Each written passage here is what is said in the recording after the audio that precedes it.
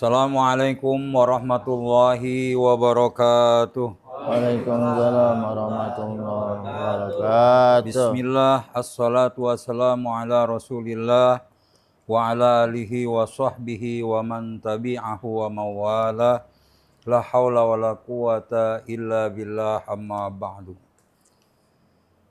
Jamaah Nahdiyin, jumpa lagi dalam bingkai acara Ngobrol Perihal Islam bersama Buya Haitami sambil ngopi.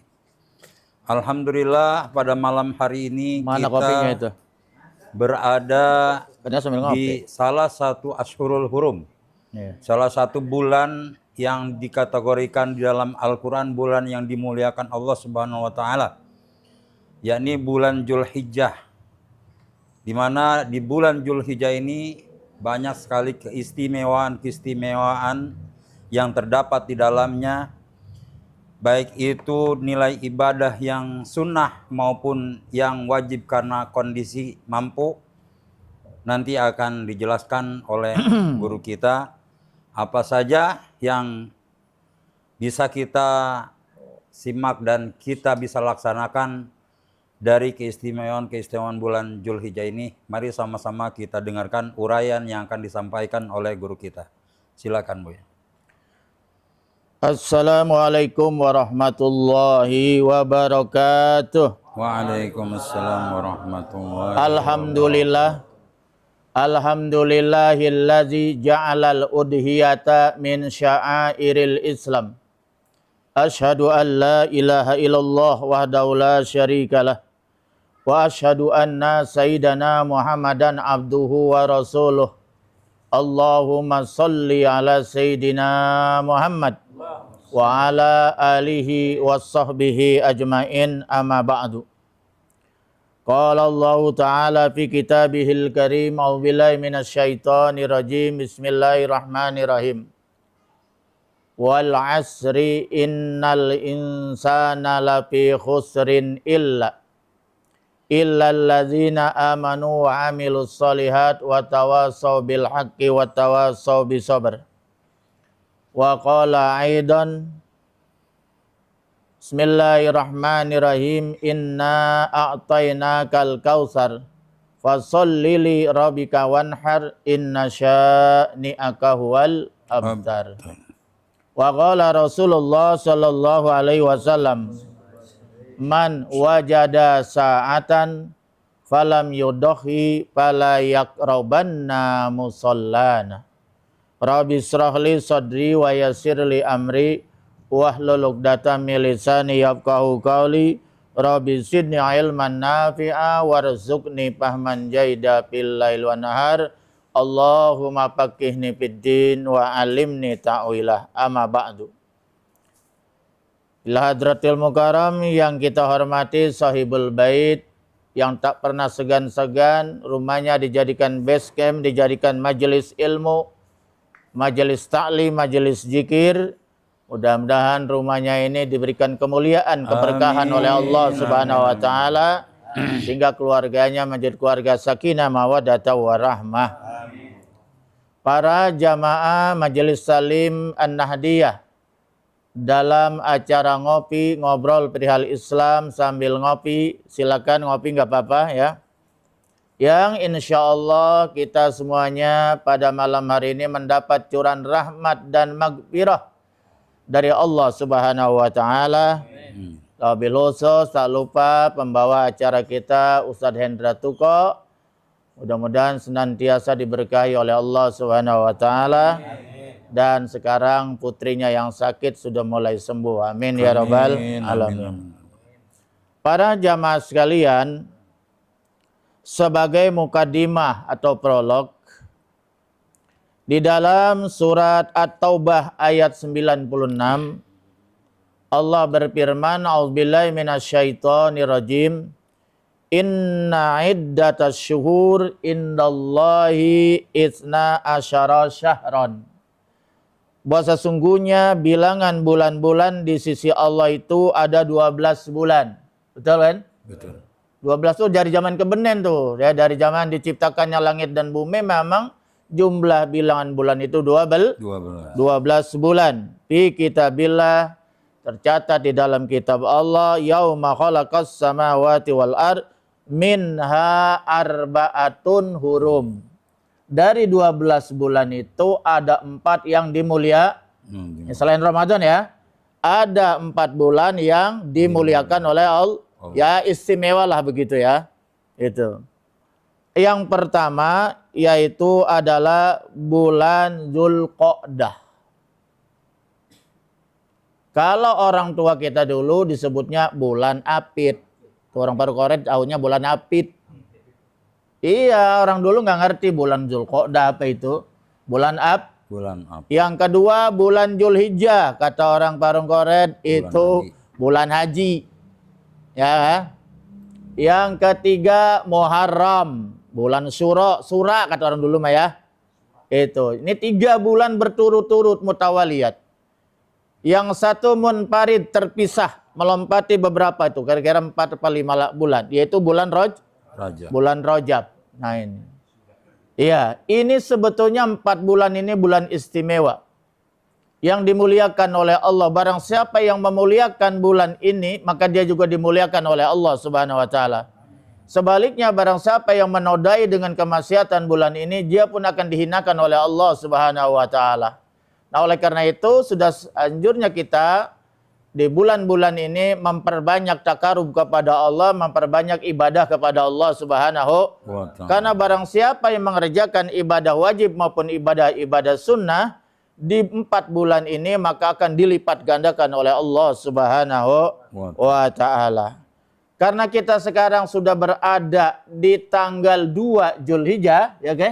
Betul. Nah, kalau yang puasa ingat nih, puasa udah 2 hari berarti ya.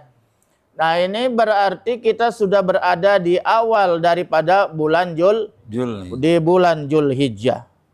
Ada apa di bulan Dzulhijjah? Bulan Dzulhijjah menjadi sangat terkenal, menjadi sangat populer di dunia Islam, bahkan menjadi semarak luar biasa karena ada 2 hal. Yang pertama yaitu disyariatkannya ibadah haji.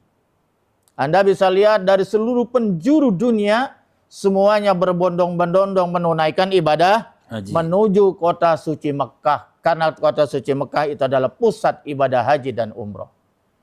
Tidak kurang dari 2 juta manusia nanti pada hari Arafah berkumpul di padang Arafah.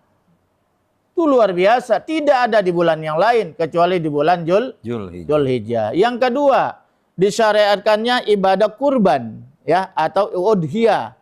Itu juga terjadi di bulan Dzulhijjah. Betapa semaraknya ya. Bukan hanya daripada malam takbirnya, tapi ada hari 10-nya. Puncaknya itu kita lihat kegiatan sosial ibadah kurban yang luar biasa di mana-mana kan ya. Betul. Masya Allah, luar biasa. Nah, oleh karena itu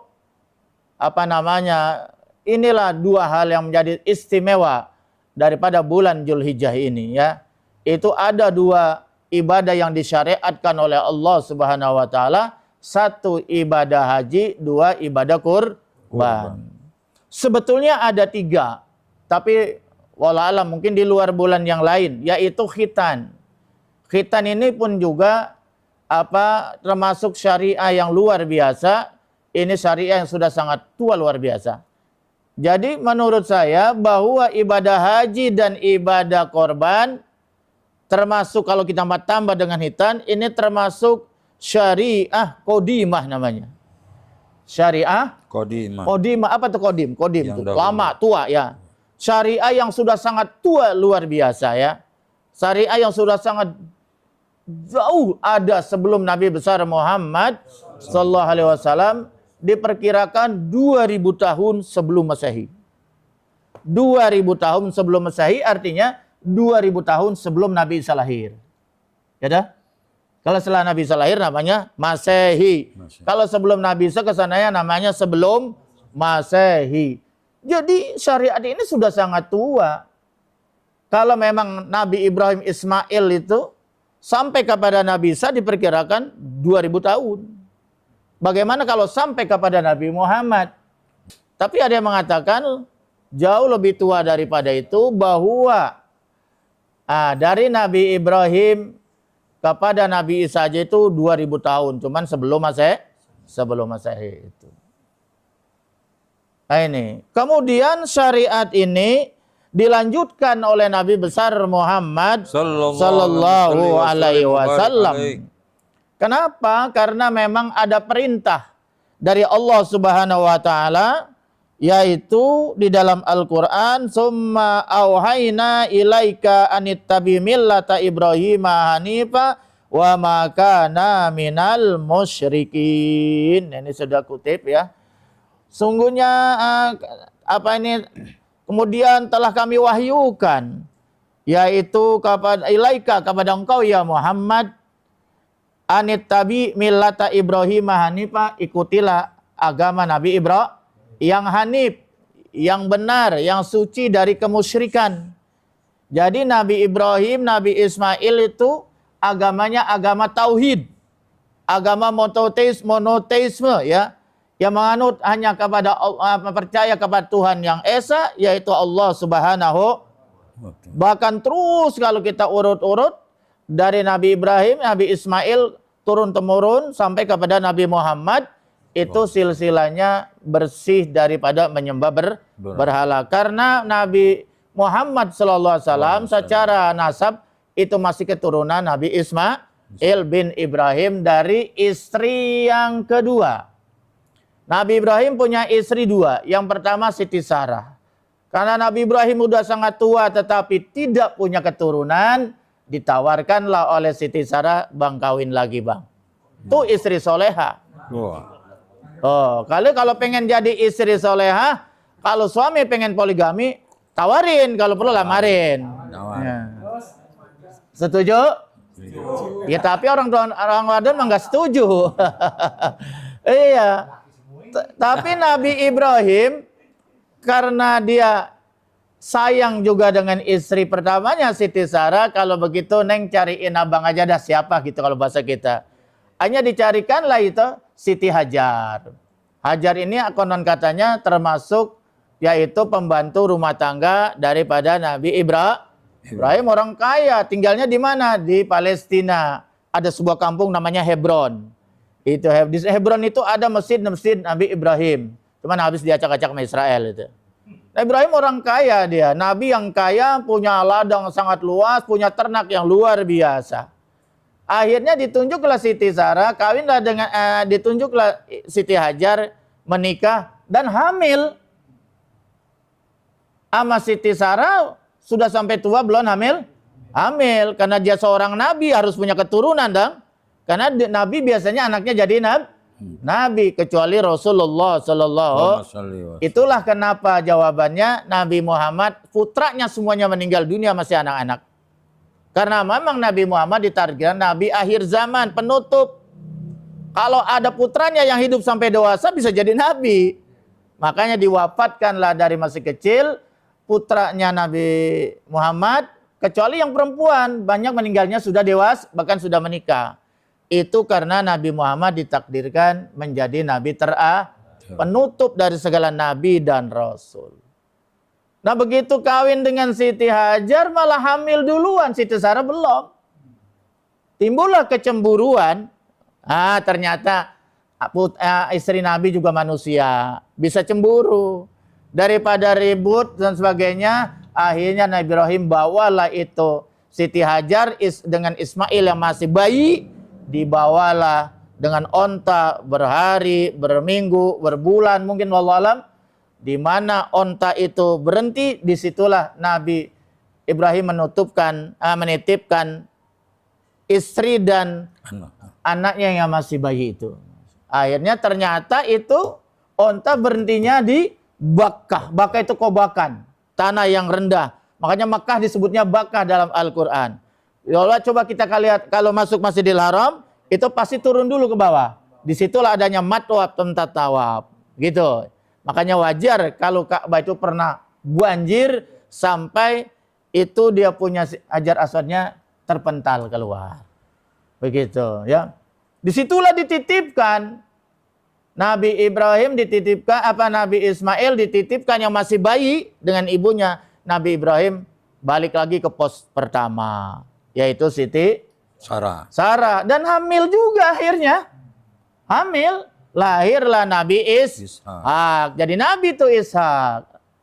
Itu dari Nabi Ishak lahirlah misalnya Nabi Yakub. Nabi Yakub punya anak 12, yaitu yang bersaudara kandung ya Bunyamin dengan Nabi Yusuf. Keturunan ini dinamakan Bani Israel. Nah, itu kemudian dari Nabi Yusuf kepada misalnya Nabi Ayub, Nabi Daud, Nabi Sulaiman dan seterusnya. Dari anaknya Nabi Ibrahim ini turun-temurun banyak sekali menjadi nabi dan rasul. Makanya Nabi Ibrahim disebut Abul Anbiya. Nabi Ibrahim itu diberi julukan bapaknya para nabi. Itu. Tapi dari istri yang kedua itu hanya 2 yang jadi nabi. Yang pertama yaitu adalah Nabi Ismail alaihissalam sendiri, terus diperkirakan yaitu sampai kepada Nabi Muhammad itu nggak pernah ada nabi. Nah, ini yang dinamakan masa kekosongan misi kenabian. Masa patroh. Iya, masa patroh dalam bahasa Al-Qur'annya patroh. Tidak ada nabi. Oleh karena itulah Nabi Ibrahim dan Ismail yang agamanya Hanif, hanya bertauhid pada Allah, akhirnya disimpangkanlah, menyimpang, akhirnya menyembah berhala. Disitulah Nabi Muhammad diturunkan untuk mengembalikan kepada agama tauhid, sebagaimana yang pernah diajarkan oleh Nabi Ibrahim alaihi salam. Nah, makanya termasuk ajaran haji, ajaran hitan, ajaran korban, itu adalah sudah ada sejak Nabi Ibrahim alaihis, kemudian dilanjutkan oleh baginda Rasul Nabi besar Muhammad sallallahu alaihi wasallam, dan sampailah ajaran ini kepada kita sebagaimana tadi di dalam Al-Qur'an, tsumma auhayna ilaika nitabi millata Ibrahim hanifa wa ma kana minal musyrikin, gitu ya. Wallahu a'lam shawab. Cukup sebagai mukadimah. Alhamdulillahirrabbilalamin. Baru saja kita dengarkan uraian terkait dengan salah satu bulan yang dimuliakan oleh Allah Subhanahu wa taala, yakni bulan Zulhijjah, yang mana saat ini kita sedang berada di awal bulan menuju bulan Zulhijjah ini. Baik untuk menghangatkan suasana kajian, kami akan membuka sesi tanya jawab dan saya mempersilakan 4 orang penanya.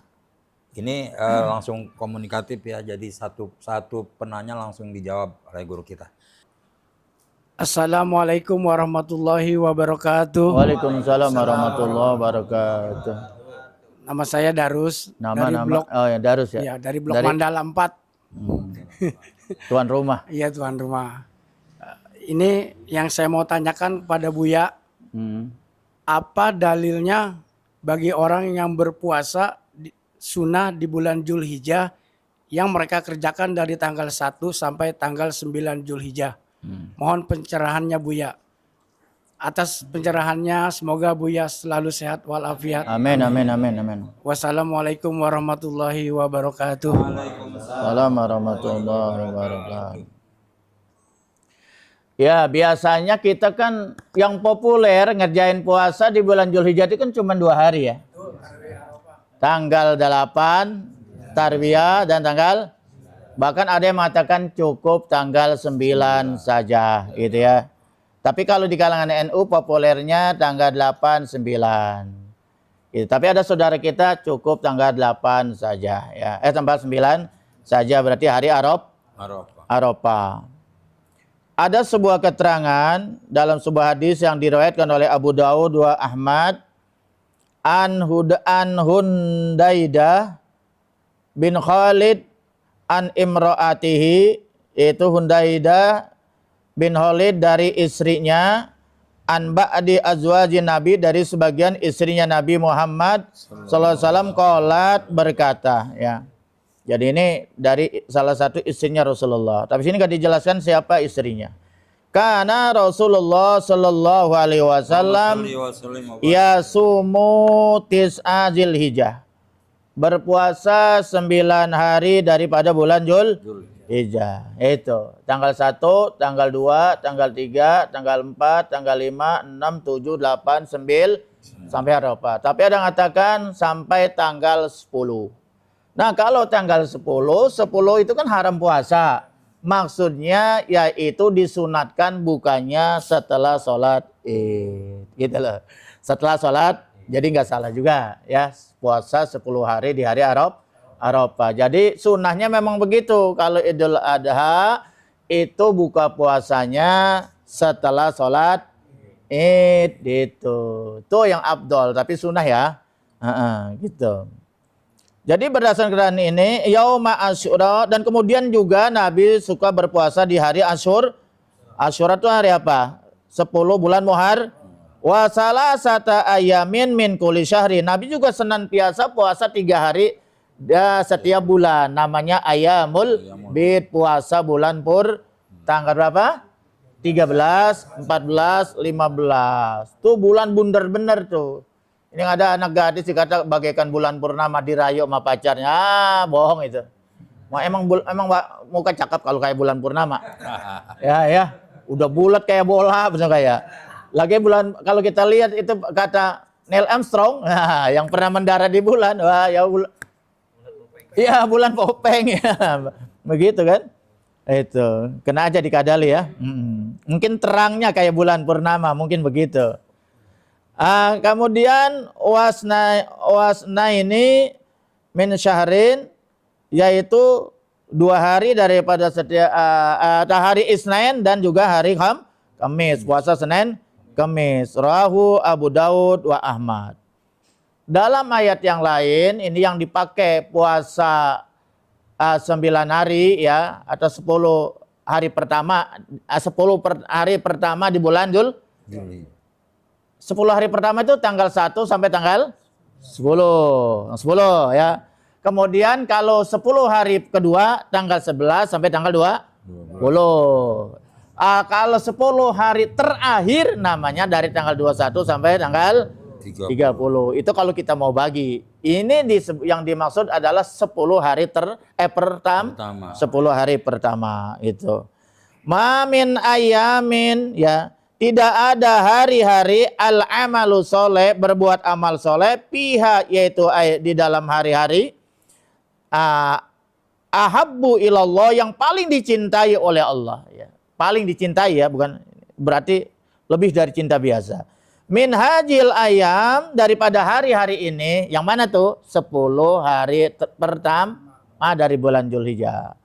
Yakni ayamul asyri, sini ada penjelasan, yaitu adalah hari-hari yang 10 ya, dari tanggal 1 sampai tanggal segitu kita beribadah di situ. Qalu, kemudian sahabat bertanya ya, karena katanya ada satu tidak ada hari kecuali 10 hari pertama Dzulhijjah yang sangat dicintai oleh Allah itu.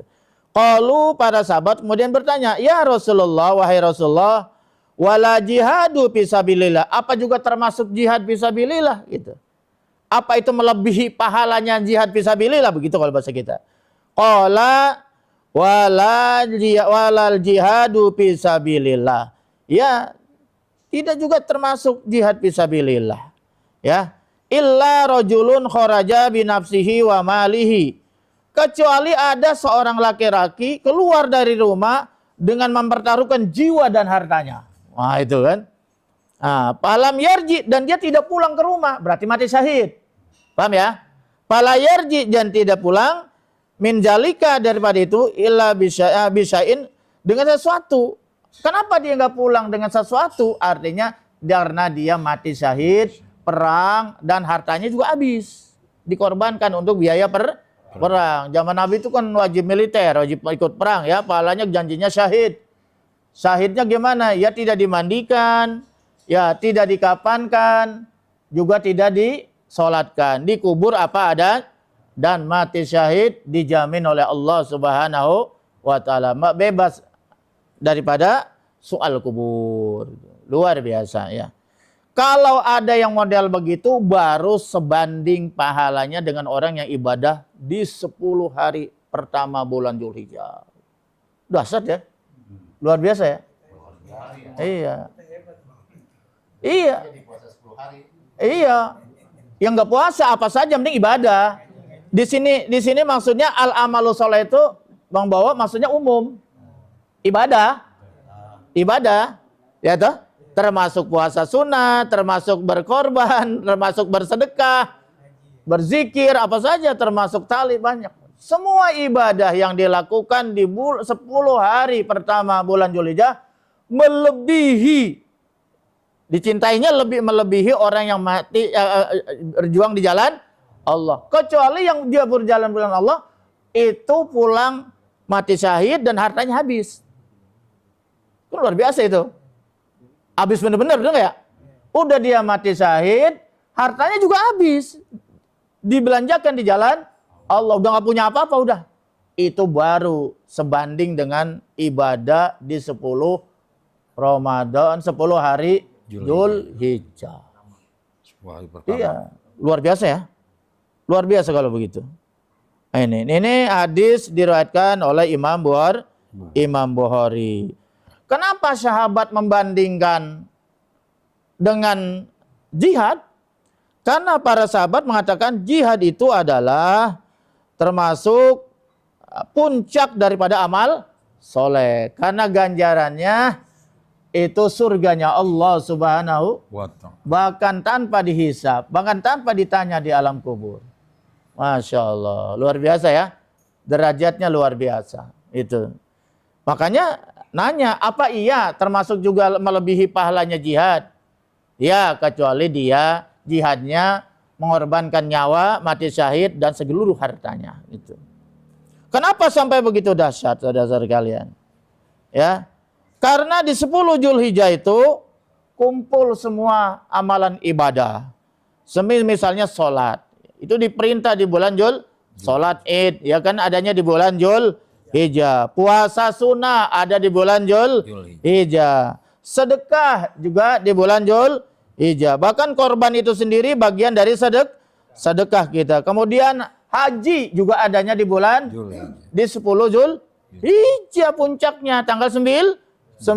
Al-Hajju Arafah, haji itu adalah puncaknya Arafah. Maka barang siapa yang berhaji tidak wukuf di padang Arafah, wukufnya malah di lapangan Mandala, ya tidak sah. Ya. Makanya kalau orang sedang tanggal 9 hari wukuf, mulainya pada zuhur ya, tergelincir matahari sampai terbenam matahari. Siapapun biar itu pakai selang, diimpus ya, di apa namanya? Darurat, tetap harus dibawa ke padang Arafah. Dibawa ya pakai ambulan. Di situ walaupun 5 menit sah hajinya. Kalau tidak wukuf di padang Arafah tidak sah hajinya. Makanya orang yang sudah wukuf di padang Arafah walaupun belum selesai rukun hajinya sudah dianggap haji. Paham ya? Itu adanya di mana itu? 10 hari pertama bulan Dzulhijjah.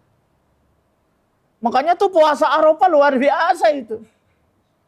Ini udah puasa dari pertama kagak, Arafah kagak.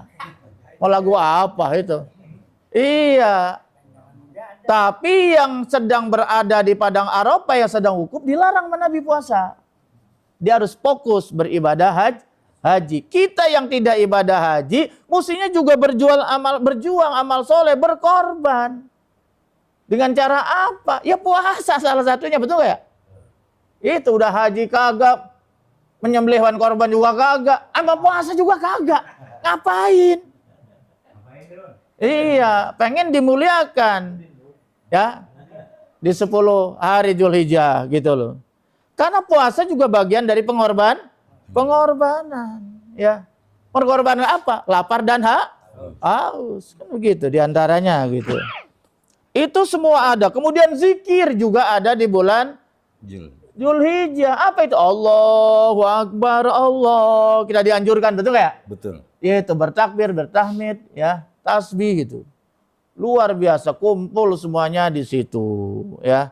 Itulah menjadikan kenapa begitu mulia, yaitu daripada 10 hari pertama bulan Dzulhijjah.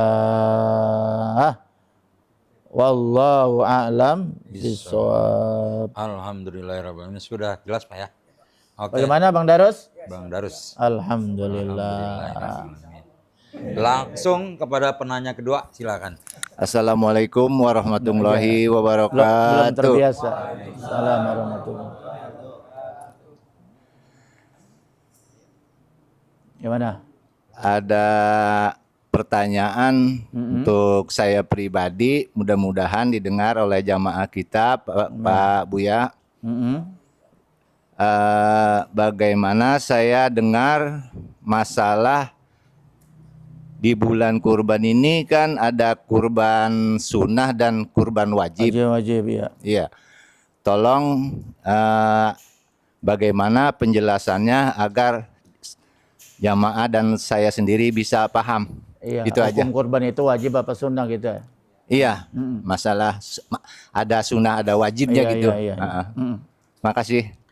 Assalamualaikum warahmatullahi wabarakatuh. Assalamualaikum warahmatullahi wabarakatuh. Ini namanya Bang Awibowo, beliau adalah ketua Musola apa namanya? Al-Muttaqin, ya, yang sesepuhnya Ki Haji Hashim. Jadi Ki Haji Hashim rumahnya di sini. Ki Haji Hashim, ya, ulama tua. Jadi begini, hukum kurban atau udhiyah, kurban itu dari kata koruba yakrobu kurbanan. Gitu ya, kalau kita udah nyantain dulu mah ya. Koruba yakrobu kurbanan. Ya, pakai ditasrif kan ya. Pala yapulu pa'lan, ya, palaloh kan gitu. Nah itu. Jadi kurban itu masdar ya. Masdar. Yang artinya pendekatan diri. Mendekat, artinya dekat. Karena malah di situ pakai alif dan nun, artinya sangat dekat. Gitu. Jadi kurban itu adalah zabhul hayawanatil mahsusah, menyembeli, bukan membunuh ya, menyembeli hewan-hewan tertentu. Karena dalam fikih tidak semua hewan itu bisa dijadikan ibadah kurban. Ayam misalnya, ya kan tidak bisa. Tapi sebagai latihan rasa bersyukur, kata Kiai Fahrudin mah boleh, gitu kan ya. Gitu. Jadi hanya hewan-hewan tertentu lah yang bisa dijadikan ibadah kurban. Semisalnya unta, itu yang terbaik unta. Cuma di sini kan gak ada unta, ada atu-atunya no. Ragunan, ya, bisa dihukum kita. Iya, itu udah kurus ya. Iya. Yang kedua yaitu sapi, ya. Itu yang dibolehkan. Yang ketiga itu domba. Tapi kalau untuk pribadi-pribadi itu lebih afdol kambing ya, afdol kambing ya. Itu. Ini yang disyariatkan, yang biasa umum dipakai, itulah ya. Yang bagaimana, yang sempurna, yang sehat dan sebagainya. Itu. Bisyara'ita mahsusatin, dengan syarat-syarat tertentu. Ya, yang kita bisa katakan nggak boleh sembarangan. Udah kambingnya kurus, ya. Engkor lagi ya, sakit, ya nggak ada dagingnya, ya jangan.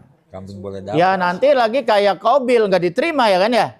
Habil diterima karena dia beri yang terbaik. Jadi yang pengen diterima ibadah korban kita, berikanlah yang terbaik. Karena ini kan kita bukan penyembelihan biasa kayak orang pesta, bukan. Tapi ini ada syarat tertentu, ada niat biniatin mahsusatin, yaitu karena untuk tujuannya mendekatkan diri kepada Allah Subhanahu wa Ta'ala. Kalau sholat kan amalannya amalan fisik, betul nggak ya? Ada ruku, ada sujud dan sebagainya.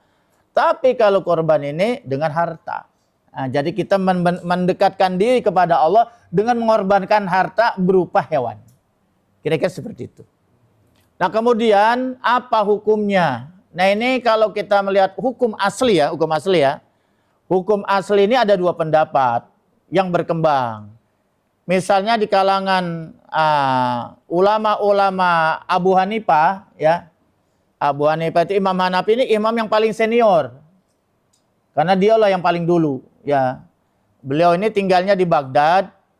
Beliau ini termasuk mazhab ahlil qiyas, atau mazhab rasional. Banyak beliau menggunakan ahlur ra'yi, ya, banyak beliau menggunakan pendapat-pendapat akal, ya. Karena apa? Karena di Baghdad itu jauh daripada hadis. Karena hadis pusatnya di Madinah. Imam Malik kan, ya. Iya, jadi beliau nggak sembarangan terima hadis itu, diteliti betul, ya. Kalau beliau ragu, beliau nggak terima itu. Beliau lebih percaya menggunakan pendapatnya. Makanya beliau disebut ahlur ra'yi, usul fikihnya, ya, ulama modern, ya, mazhab modernis kalau dalam kampus itu, ya. Beliau ini berpendapat bahwa hukum asal ibadah kurban itu wajib. Tuh, Bang Darus. Dalilnya surat Al-Kautsar yang tadi saya bacakan. Yaitu inna a'tainakal kautsar fasholli li rabbika wanhar. Wanhar ini adalah fi'il amar, perintah. Al-aslu fil amri lil wujub. Barang siapa yang menemukan keluasan rezeki ada, duit ada, betul nggak ya? Motor banyak, motor rumah ada 4 malah. Iya. Duit ada, ya, kambing banyak, nggak mau korban dia.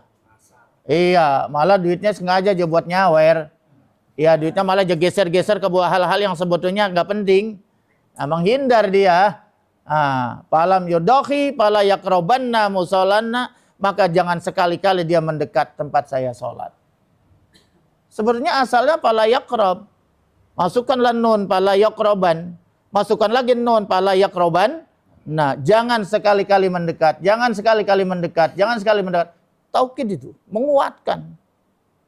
Nabi benar-benar nggak mau kalau ada orang yang mampu nggak mau berkorban sampai mampir di tempat sholat Nabi. Kenapa? Ini kotor. Kotor secara akhlak, ya. Ya, ini orang bahil, orang pelit, Nabi nggak suka. Kenapa? Su'ul huluki yu'di. Karena akhlak yang jelek itu menular. Betul nggak? Nular. Makanya kalau kita bergaul sama orang pelit, nanti ikut pelit. Kita bergaul sama dermawan, ikut dermawan. Kalau kita dekat sama Pak Ade, jadi dermawan. Iya. Gaul sama orang pelit, jadi bahil. Gitu. Nah, dan orang benci dengan orang yang Allah pun demikian, Rasul pun demikian. Itu. Tapi apakah benar?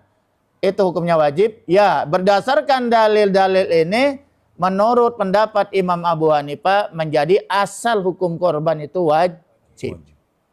Tapi tidak demikian menurut pendapat misalnya Imam Syafi'i. Imam Syafi'i lebih muda, karena Imam Syafi'i lahir tahun 150 Hijriah. Sedangkan tahun 150 Hijriah itu wafatnya Imam Abu Hanifah. Kan nggak ketemu. Jauh, betul ya? Iya. Nah itu. Nah ini menurut Imam Syafi'i, mazhab kita, ya, yang populer di Indonesia, Imam Malik, gurunya Imam Syafi'i, termasuk Imam Ahmad, muridnya Imam Syafi'i, berpendapat tidak sampai kepada wajib. Ini asal hukum, ya. Asal hukumnya sunnah. Nah kalau di Indonesia itu kita kebanyakan pakainya Imam Syafi'i, maka asal hukum ibadah korban itu adalah sunnah. Paham ya? Sunnah kita mah. Ya sunnahnya, tapi sunnah muakkadah yang sangat dianjur. Rempet wajib lah begitu, ya. Kalau bisa diusahakan sekali mas seumur hidup, jangan sampai kagak gitu. Nabi Ibrahim malah bukan disuruh motong kambing, malah putra kesayangannya boleh pengen malah disuruh potong gitu kan, ya. Gitu. Itu jadi hukumnya sunnah. Kecuali dinazarkan. Kalau nazar itu biasanya yang sunnah. Wajib kok dinazarkan. Nggak boleh. Kalau Ramadan datang badan saya sehat, saya nazar, saya mau puasa. Lah. Kagak nazarkan juga wajib. Kalau nazar jangan yang wajib. Kalau nazar itu yang sunnah, yang mubah. Memperkuat itikad kita, keinginan kita agar supaya kabulkan oleh Allah Subhanahu. Kalau umur saya panjang atau anak saya lulus ujian, misalnya tahun besok demi Allah saya mau berkorban. Wajib. Wajib karena dinazarkan. Yang namanya itu hewan korban nazar bukan milik kita lagi, sudah milik Allah 100%, nggak boleh dimakan. Biar pengen banget jangan dimakan, makanlah punya orang. Karena itu korban nazar, bayar utang. Hatta bulunya kalau doyan nggak boleh dimakan. Kalau doyan. Tapi kalau korban sunnah, malah sunnah kata kata Imam Syafi'i. Tabarukan misalnya sepotong gitu ya. Atau misalnya hatinya gitu. Ya gitu. Ya, kan abdolnya begitu. Kita ambil sedikit, kita sedekahkan semua pada fakir miskin. Ini memang enggak, udah korban serakah lagi. Jangan. Iya. Tapi akhirnya ada aturan juga sih. Ya. Iya, kalau kita mau korbankan, bagikan semuanya, ambil sedikit, itu malah afdol. Tapi secara fikih mah bisa dibagi 3. Sepertiga buat yang korban, ya kan dia punya anak bini, betul nggak ya? Sepertiga lagi buat yang yatim fakir miskin, sepertiga lagi buat orang umum. Begitu cara pembagiannya, ya. Jadi kalau nggak dinazarkan, Bang Bowo kagak wajib. Iya, kalau dinazarkan wajib, gitu ya. Tidak boleh dimakan sedikit pun, karena itu bayar utang. Masa mau dimakan lagi, mau diambil lagi, gitu. Paham ya? Nah, itu jadi hukum kurban apa? Asal hukumnya menurut mazhab kita sunnah, kecuali di nazar atau misalnya bayar dam, bayar kifarat gitu. Nggak wukuf di padang nggak wukuf, hukum rukun nggak boleh ya. Misalnya tidak melontar jumroh gitu ya. Itu kan bayar dam, ya bayar korban 1 ekor gitu kan. Wajib. Kalau nggak punya duit, udah nggak punya duit melanggar lagi. Ya ada cara lain, kata Nabi, puasalah 3 hari masih di tanah suci tapi ya, yang 3 harinya di kampung halaman. Nah, tapi pada dasarnya hukum asli ibadah kurban itu ibadah kurban biasa sunnah. Wallah. Alhamdulillah. Bang Awi gimana, sudah bisa dipahami? Alhamdulillah. Lanjut ke penanya ketiga. Assalamualaikum warahmatullahi wabarakatuh. Waalaikumsalam warahmatullahi. Perkenalkan, nama saya Marjai, biasa dipanggil Bang Jai. Bang Jai. Tukang gali kuburan. Masih? Udah enggak, Buya? Oh, udah enggak, pensiun. Pensiun. Buya, ada yang saya mau tanyakan, Buya. Apa rahasia atau fadilah di balik ibadah kurban? Oh. Itu aja yang saya bisa tanyakan. Wassalamualaikum warahmatullahi wabarakatuh. Iya. Ini bagus pertanyaan, memotivasi kita ya. Jangan kita ibadah tapi nggak tahu hikmahnya, betul nggak? Kan kita punya keyakinan begini, setiap larangan itu pasti ada mandorotnya kan ya? Nggak mungkin kalau nggak ada mandorot Allah larang. Kenapa? Jangan judi. Judi itu, Masya Allah, menghancurkan ekonomi keluarga. Tamani, judi itu tamani. Apalagi yang namanya sampai pinjol, betul nggak ya? Bonjol akhirnya, benjol. Iya. Ya kan itu tipu daya setan. Makanya nggak ada orang kaya karena main judi. Yang kedua mabuk-mabukan. Mabukan itu merusak akal. Akal ini paling berharga, betul nggak ya? Paling berharga. Yang membedakan kita dengan hewan apa? Akal. Masa mau dihancurkan? Nah, begitu juga apa yang diperintah oleh Allah pasti ada hikmah, pasti ada fadilah, pasti ada manfaatnya. Termasuk korban. Kalau sidang isbat, ini nggak semua orang yang tahu ya. Kalau sidang isbat menentukan 1 Syawal, itu sidang isbatnya akhir Ramadan. Kalau akhir Ramadan pasti sidang isbat. Apakah besok masih puasa, apa masih udah lebaran? Kalau Idul Adha sama sidang isbatnya bukan menjelang tanggal 10, bukan. Kan lebaran tanggal 10. Bukan, tapi tanggal 1 akhir Qa'dah. Akhir Zulqa'dah menjelang tanggal 1 Zulhijjah. Tanggal berapa yang ditentukannya? Tanggal 1 Zulhijjahnya tuh kapan? Kalau tanggal 1 Zulhijjahnya hari Senin, ya lebarannya pasti hari Rebo. Coba Pak hitung. Kan sidang isbat kemarin itu menentukan tanggal 1 Zulhijjah jatuh hari Senin. Senin. Berarti kan lebarannya Rebo, coba hitung. Iya, 10. 10 hari kan? Kan tanggal 10. Lebaran aja itu tanggal 10. Lebaran Idul Fitri juga tanggal 1. Muhammadiyah juga tanggal 1 lebarannya. NU juga tanggal 1. Beda hari doang. Cuman beda hari, karena beda penentuan. Iya. Menurut dia tanggal 1 hari ini, menurut kita tanggal 1 hari ini. Iya, sama-sama tanggal 1 Syawal, lebarannya Muhammadiyah sama NU, cuman beda hari. Itu. Paham ya? Ah, jadi kemarin ditentukan tanggal 1 Zulhijjah hari Senin.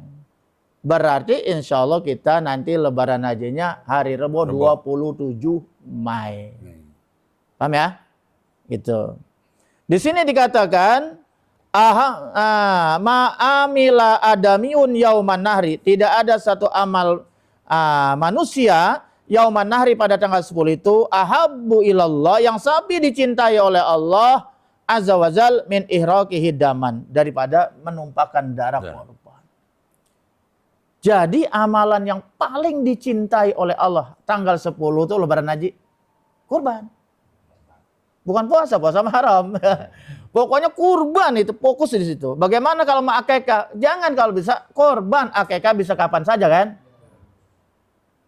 Akekah tuh bisa kapan saja. Kalau korban nggak bisa. Korban itu ditentukan waktunya tanggal 10 pada sholat Id, betul ya? Dan kemudian tanggal 11, 12, 13 sebelum matahari terbenam. Kalau akekah itu waktunya juga ditentukan. Abdolnya hari 7 hari kelahiran sampai akil barek. Tapi tempat di mana saja boleh. Korban juga begitu, waktunya ditentukan. Tapi korban mah di mana saja boleh. Di depan masjid boleh, di samping masjid boleh, di dalam masjid kagak boleh. Dalam masjid kok korban. Najis. Iya, mau di mana saja boleh. Sama kirim ke daerah yang miskin boleh. Betul. Haji lain, kalau haji waktu ditentukan, tempat ditentukan. Makanya ada musim haji. Di luar musim itu nggak usah haji. Haji itu ada waktunya. Makanya ada musim haji, nggak ada musim umroh. Karena umroh mah kapan aja boleh. Begitu juga waktu tempatnya ditentukan. Oh, saya mah hajinya di mana? Hajinya di Yaman, yang nggak bisa masa haji di Yaman. Oh, saya hajinya mau di Iran, ya nggak boleh masa haji di Iran. Saya hajinya mau di Pondok Gede, ya boleh, tapi latihan itu mah memang ada Ka'bah di sono. Jadi ibadah begitu, ada yang ditentukan waktunya, ada yang ditentukan tempat, ada yang dua-duanya, yaitu haji. Jadi wajar kalau haji itu numpuk. Ya, antri kan? Karena antriannya panjang. Nah, gitu. Kemudian di sini dijelaskan wa innaha wa sungguhnya itu ibadah korban la ta'ti pasti akan datang yaumal kiamah hari kiamat bikurunia dengan tanduk. Tanduk aja datang nanti di akhirat beri kesaksian. Jangan takut kambingnya enggak hilang, hartanya enggak hilang. Sampai tanduknya nanti memberi kesaksian tuh. Ada di sana, makanya disunahkan yang bertanduk. Ya kan ya? Kalau bisa mah, kalau enggak ada ya apa boleh buat gitu. Wa azpariha kuku-kukunya datang nanti di akhirat di hadapan Allah. Ini kurban ente nih, ini kukunya. Iya udah disop, itu mah di dunia. Wa asyariha, bala bulu-bulunya. Bulunya ada berapa tuh? Ada berapa juta? Ada nanti di sana. Di sini mah dibuang tuh bulu, dikerok. Tapi di sana dihitung satu rambut satu kebaikan. Wa inna dama yaqa'u minallahi azal. Itu dam sudah tercatat, sudah ditetapkan di sisi Allah Subhanahu wa taala. Ada hitungannya bimakanin qabla ayaqa'a bil ardi, sebelum tumpah ke bumi itu darah. Sebelum tumpah menyerap ke bumi udah dicatat di sisi Allah Subhanahu wa taala sebagai ibadah. Fatibu biha nafsan, maka bersihkanlah jiwa kalian dengan ibadah Jadi sebetulnya kita tuh menyembelih korban itu simbol. Pada hakikatnya kita menyembelih, membuang sifat-sifat hewan. Ngerti sifat hewan? Itu yang membuat kita rendah di sisi Allah. Coba kambing. membuang sifat-sifat hewan. Coba kambing, dia nggak mau ngerti, mau kangkung siapa, gue makan aja tuh kangkung. Mana orang mau panen, besok mau dijual. Habis tuh kangkung acak-acak. Aduh, betul-betul ya. Menghalalkan segala cara. Serakah, itu sifat binat. Disembelih. Mestinya setelah berkorban itu sifat-sifat binatang kita hilang pada diri kita. Gak sebarang makan, ini halal apa kagak. Jangan sebarang nedak, ini punya orang apa punya kita. Itu kan sifat binatang itu. Yang kedua, nah ini hadis riwayat Imam Tirmidzi dan Ibnu Majah dari Siti Aisyah. Yang kedua, ini ada 2 hadis yang menjelaskan tentang fadilah korban. Tapi ya, Bang Jai. lakum bikuli sufwatin, akan menjadi milik kalian setiap bulu. Gak hilang, akan menjadi milik kalian. Min jildiha, daripada kulit itu hewan yang kita potong, hasanatun, 1 bulu, 1 kebaikan, 1 pahala. Orang gak hebat tuh Bang Darus? Hah? Oh iya, makanya. Kenapa kita takut?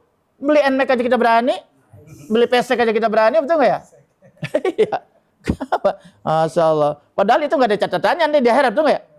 Kambing domba ada catatannya, bulunya dicatat, darahnya dihitung, ditimbang semua, betul ya? Kuku-kukunya semua, Masya Allah. Ya sampai tanduknya nggak ada yang sia-sia, semua ada hitungannya di sisi Allah itu. Wa kullu, mana ada di sini?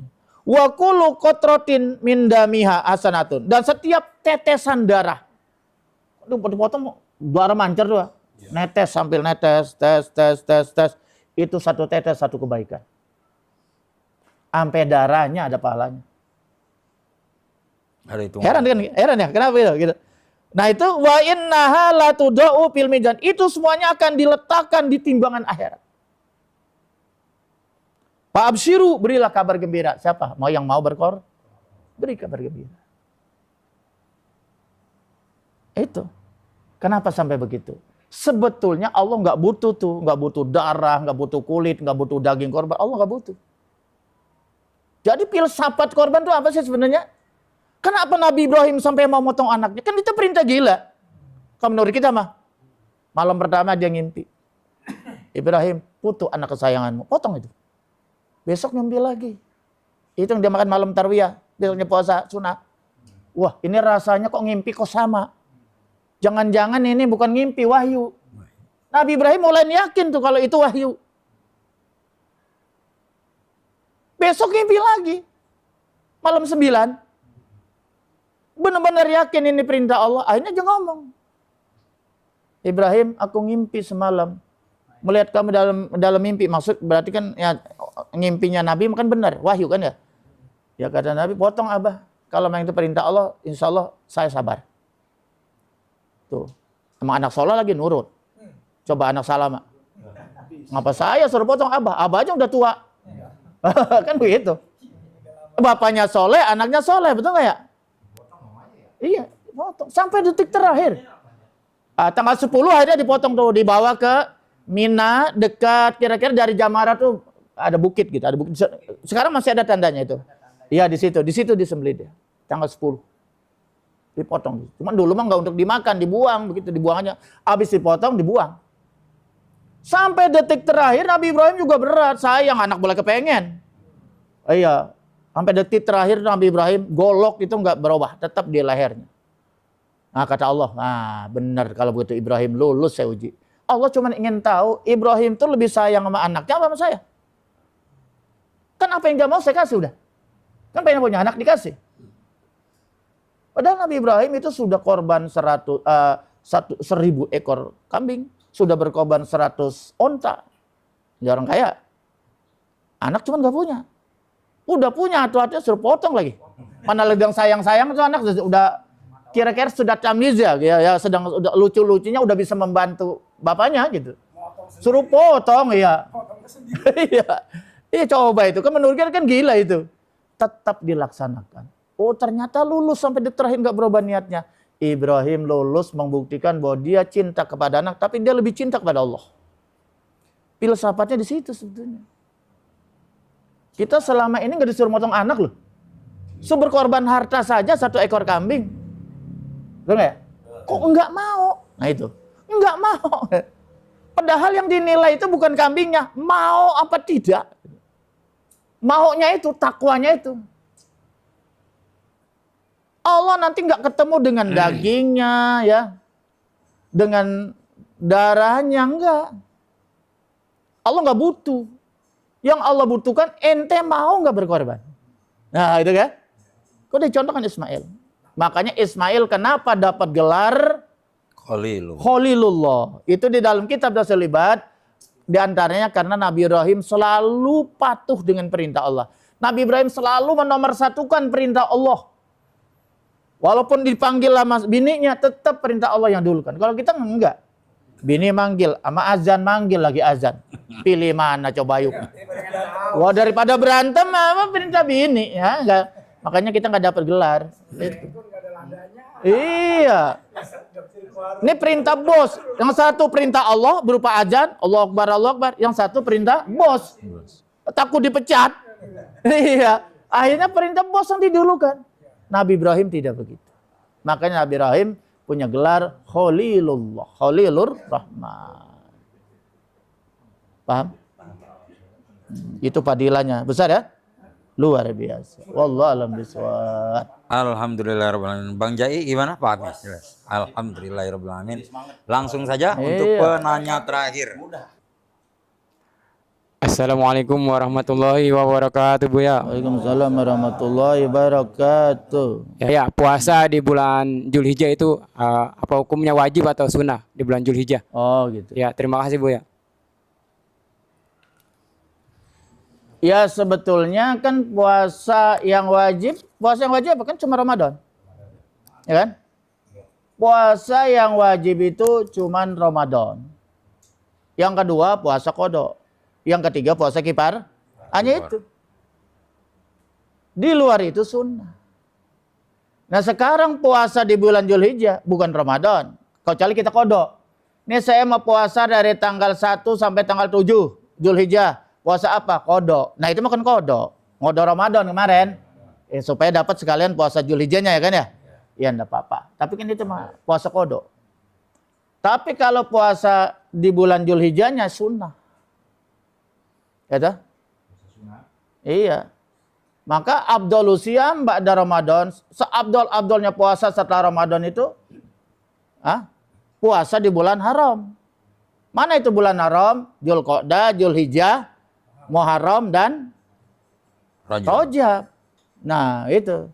Jadi ini puasa sunnah yang sangat afdol.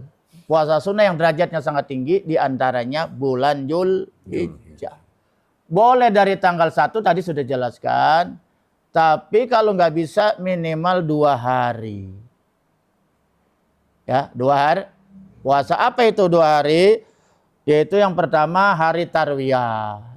Ya, hari Tarwiyah itu tanggal 8 di mana Nabi Ibrahim masih ragu-ragu gitu. Tapi dia sudah ngerti bahwa ini sebetulnya wahyu dari Allah. Saumu yaumi Tarwiyah kafaratu sanatin. Bahwa puasa Tarwiyah itu tanggal 8 adalah dapat menggugurkan dosa setahun. Puasa sehari. Kan kurang lebih cuma 14 jam kita mah. Pak coba puasa di Rusia, di negaranya Bang Putin, Rusia, 18 jam. Bayangkan coba itu. Rasanya jebol nih potongannya nih. Jebol rasanya. 18 jam.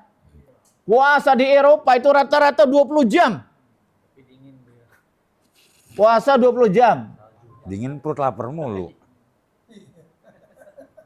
Apalagi musim panas, itu siangnya panjang. Rata-rata kalau musim panas siangnya panjang. Hah? Emang ngelihat matahari ya, iya soalnya dia di sana tuh gimana ya? Ya siang terus gitu. Ya, mataharinya waktunya lebih lama. Iya karena matahari adanya di ujung sana, kalau kita mah di atas. Ratul Siwa kan. Termasuk Saudi itu tidak jauh dari Ratul Siwa, kan Saudi itu sepanjang siang terang. Coba negara-negara Eropa, tinggalnya di mana dia?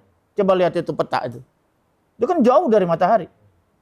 Iya, di Swiss itu tanggal maghrib jam 7 malam.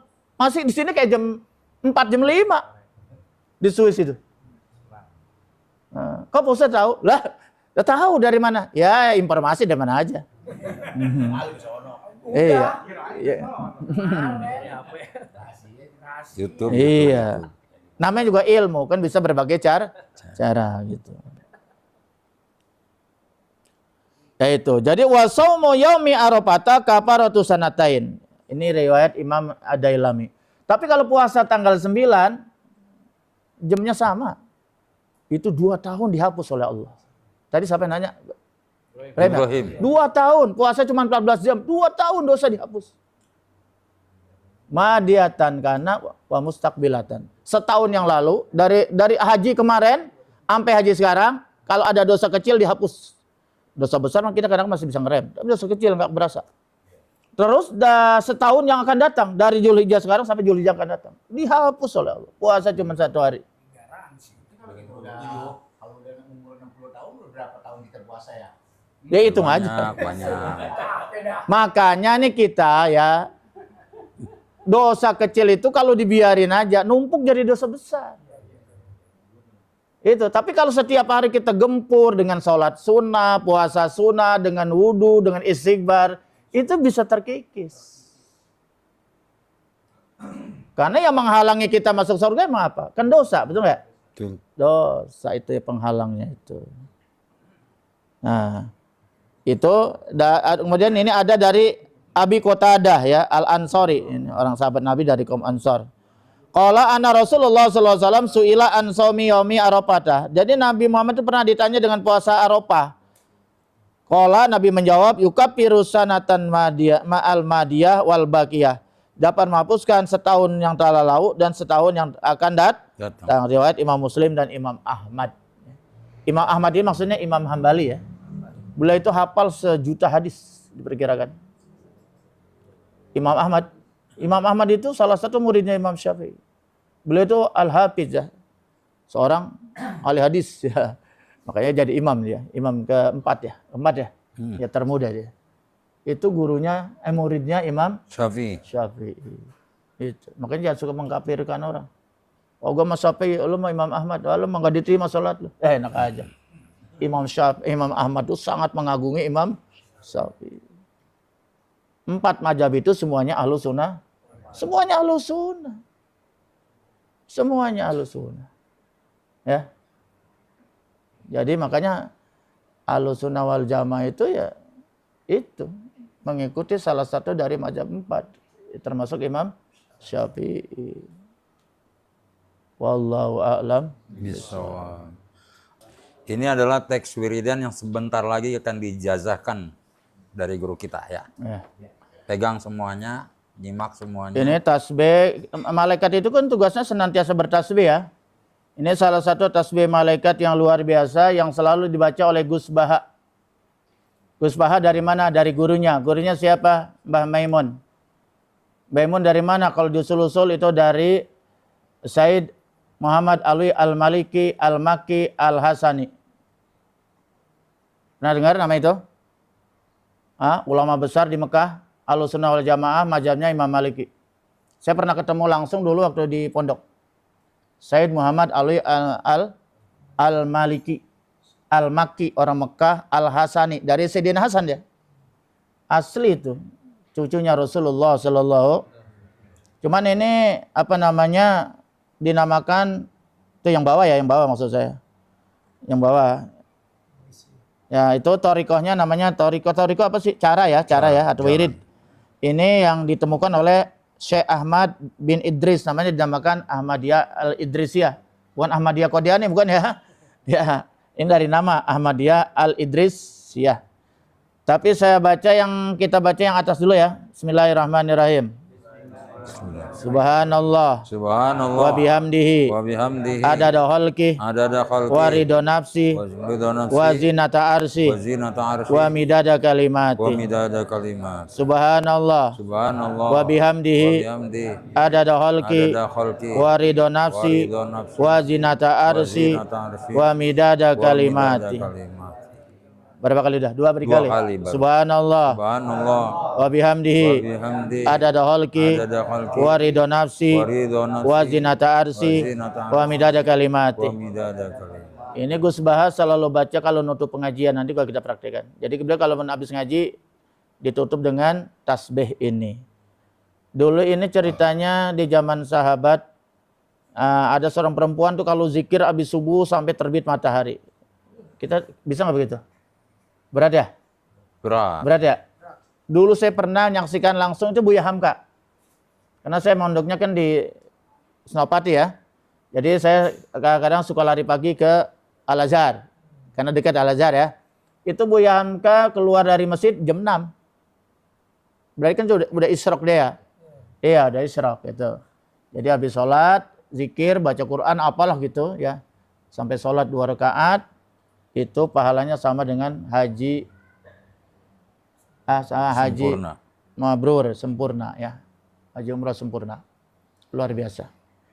Jadi ketika itu ada perempuan, kalau istri kita nggak bisa lah, belum bikin sarapan apa saya domelin melakinya ya. Iya, kalau sampai nggak keluar-luar dari masjid sampai jam 6 ya. Iya. Kata Nabi, mau saya kasih zikiran yang pahalanya lebih besar daripada zikir sampai jam matahari terbit. Tapi singkat, tapi pahalanya melebihi. Nah ini diantaranya. Subhanallah, walhamdulillah, wala ilaha illallah, subhanallah bihamdi adal halqi, waridonasi ujianatasi, medada kalimat, tadi itu tasbih biasa. Nah ini, jadi kita pengennya emang sibuk, atau mungkin menyibukkan diri ya. Kemudian juga kadang-kadang tenaga kita nggak kuat, ya kerjainlah amal-amalan yang simple tapi pahalanya besar itu ya. Ini kita baca boleh setiap hari tapi paling tidak di habis sholat subuh maka kudu dibaca gitu.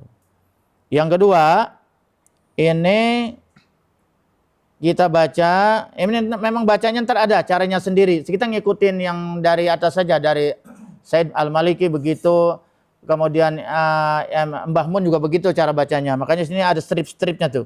Emang itu cara bacanya begitu. Bismillahirrahmanirrahim. Bismillahirrahmanirrahim. La ilaha illallah. La ilaha illallah. Muhammadur Rasulullah. Muhammadur Rasulullah. Fi kulli lamhati wa Fi kulli rahmati wa nafasin adadama. nafasin Wasi'ahu ilmullah. wasi'ahu. La ilaha illallah. La ilaha Muhammadur Rasulullah. Fi kulli lamhati wa nafasin adadama. Wasi'ahu ilmullah. wasi'ahu. Coba kita bareng. La ilaha illallah Muhammadur Rasulullah fi kulli lamhati wa nafasin adadama wasi'ahu ilmullah. La ilaha illallah Muhammadur Rasulullah fi kulli lamhati wa nafasin adadama wasi'ahu ilmullah. Nah ini dibaca minimal 3 sampai 7 kali. Pagi dan sore. Kalau pagi misalnya pada subuh, sore pada maghrib atau pada isya boleh. Ini kita baca. Manfaatnya luar biasa. Kalau dia mati, diwafatkan dalam keadaan husnul khotimah. Kalau dia mati dikuburin, nggak akan bengkak tuh dia punya jenazahnya. Utuh dijaga oleh Allah Subhanahu wa ta'ala. Tidak akan menjadi santapan cacing tanah. Ya, kan ada Romai Rama lagunya. Jadi santapan cacing tanah, yang tersisa hanya kerangka. Kan tidak? Baik itu. Malam pertama bongkak, malam kedua meletus, malam ketiga habis tuh cacing mengejar. Nauzubillah min.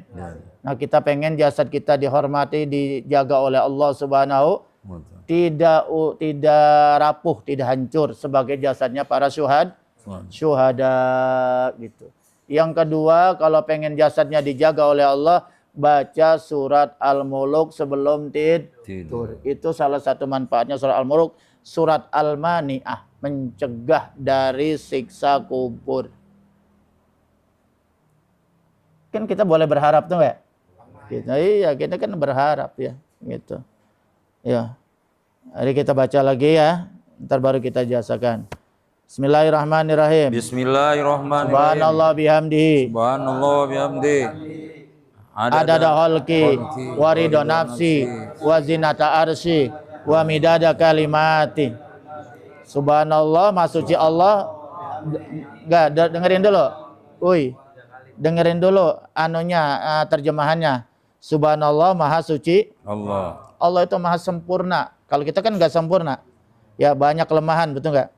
Allah maha melihat, enggak terbatas penglihatannya. Allah maha mendengar, tidak batas pendengarannya. Allah Maha tahu, Maha ilmu, ilmunya tidak terbatas. Terbatas. Kalau kita semuanya terbatas kita mah, betul ya? Itu. Allah lah Yahya hayyun la yamut. Nah, Allah itu selalu hidup dan tidak pernah mati. Kalau Tuhan mati apalagi disalib, iya tuh elok Tuhan begitu. Wa bihamdihi dan segala puji baginya. Wa adada khalqihi dan bilangan makhluknya. Wa ridho nafsi dan keriduan zatnya. Wa zinata itu apa ya? Hiasan ya. Dan keindahan arasnya. Wa midada kalimati dan bilangan atau tinta kalimat-kalimatnya, bilangan-balingan kalimatnya. Itu. La ilaha illallah, tiada Tuhan selain Muhammadur Rasul. Muhammad itu adalah utusannya Allah. Pikulil lamhatin, dalam setiap daging, wa napasin dan jiwa, adada bilangan apa-apa wasi'ahu ilmullah, yang sangat luas ilmunya Allah. Udah yang namanya wirid mah jangan pakai ditanya gimana. Udah amalin aja. Gitu, mending yakin. Itu yang jadi tajam. Kalau banyak nanya malah kagak manjur. Iya, kalau amalan tuh begitu. Hari kita baca ya, baru kita dijasakan. Bismillahirrahmanirrahim. Bismillahirrahmanirrahim. Subhanallah wa bihamdihi. Subhanallah wa bihamdihi. Adada khalqi. Adada khalqi. Wa ridho nafsi. Wa zinata arsy. Wa midada kalimati. Subhanallah wa bihamdihi. Adada khalqi. Wa ridho nafsi. Wa zinata arsy. Wa midada kalimati. Subhanallah wa bihamdihi. Adada khalqi. Wa ridho nafsi. Wa zinata arsy wa midada kalimati. Bismillahirrahmanirrahim. La ilaha illallah Muhammadur Rasulullah fi kulli lamhati wa nafasin adadama wasi'ahu ilmullah. Sekarang bareng bacanya. La ilaha illallah Muhammadur Rasulullah fi kulli lamhati wa nafasin adadama wasi'ahu ilmullah. La ilaha illallah Muhammadur Rasulullah fi kulli lamati wa nafasin adadama wasi'ahu ilmullah. La ilaha illallah Muhammadur Rasulullah fi kulli lamati wa nafasin adadama wasi'ahu ilmullah. Kalau saya bilang azaztukum, qabil tuh ya. Azaztukum Qabil tuh. Al-Fatihah. Bismillahirrahmanirrahim. Alhamdulillah. Iyyaka na'budu wa iyyaka nasta'in. Ihdinas siratal mustaqim. Siratal ladzina an'amta 'alaihim ghairil maghdubi 'alaihim waladdallin. Itu yang tasbih yang di atas itu kalau punya cucu bangor, punya anak bengal, rada susah diurusin, lagi tidur bacain 3 kali, tiup di bun-bunannya. Nah, kalau yang udah perjaka, jangan ditembun-bunannya, galakan dia. Ah, kan memakan disiapin sama ibunya tuh, bacain. Atau di air. Iya, pokoknya kan ada minuman, ada makanan, ada sayur macam, bacain. 3 kali tiup. Tuh, Ya sekali-kali jadi dukun lah. Masa kita jadi orang tukang ngaji nggak punya jampe, betul nggak? Harus punya jampe, betul nggak? Betul nggak? Ah, iya. Nah, kalau pengen doain anak kita, cucu kita pinter, mau belajar agama, bacain nih gini. Nah nih. Itu tua bangka sih nih.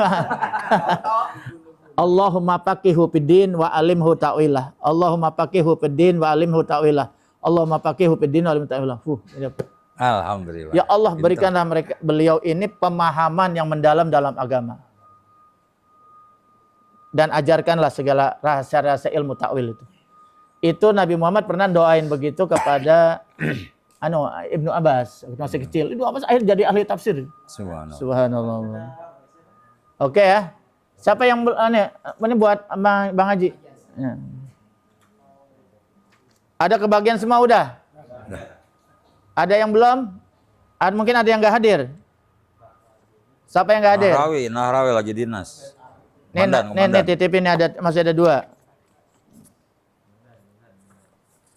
Ya. Sudah selesai. Oke ya. Ya.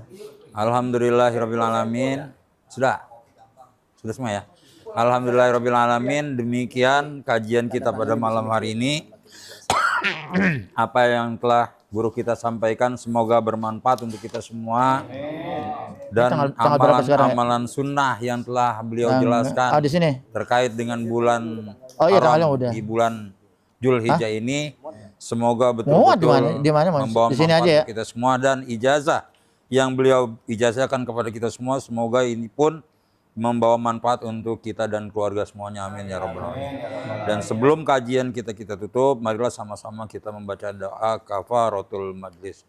Bismillahirrahmanirrahim. Subhanallah wa bihamdika asyhadu an la ilaha illa anta astaghfiruka wa atubu ilaik. Walhamdulillahirabbil alamin. Jamaah Nahdiyah dimanapun Anda berada, demikian nama. kajian kita dalam Bingkai Ngopi pada Pakai bahasa malam Arab hari atau ini. Indonesia? Jumpa lagi dalam kajian bulan depan yang akan selanjutnya.